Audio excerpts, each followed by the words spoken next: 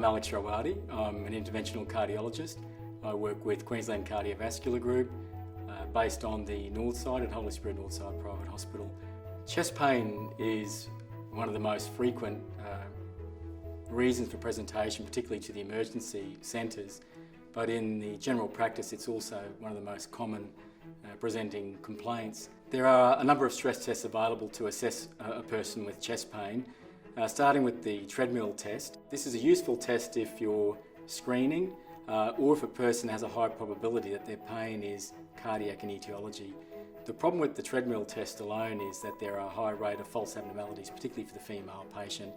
The other problem is that it relies on a person being able to exercise to a reasonable degree. So if you've got someone with an orthopaedic complaint, someone that's perhaps carrying a little bit more weight than they should be, these are the patients that you probably want to avoid doing a plain stress test.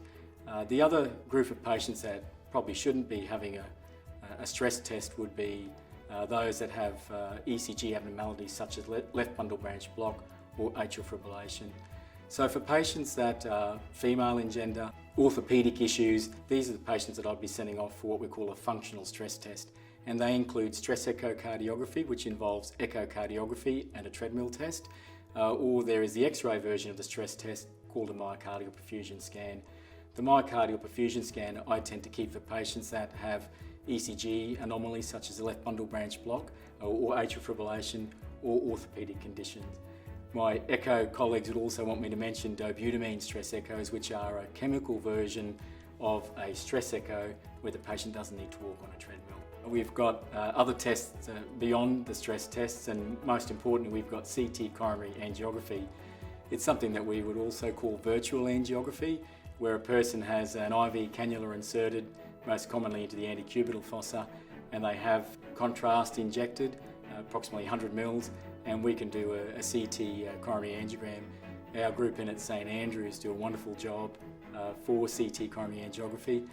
All cardiologists at Queensland Cardiovascular Group assess and work up a patient with chest pain.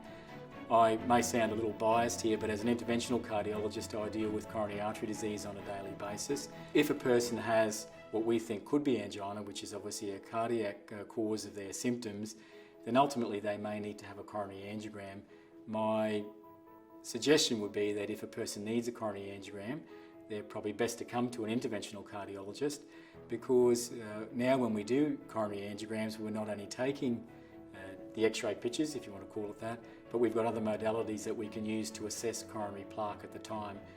And they include things like intravascular ultrasound, fractional flow reserve, but we've also got the ability to go ahead and stent as well. So the interventional cardiologists really are the one-stop shop.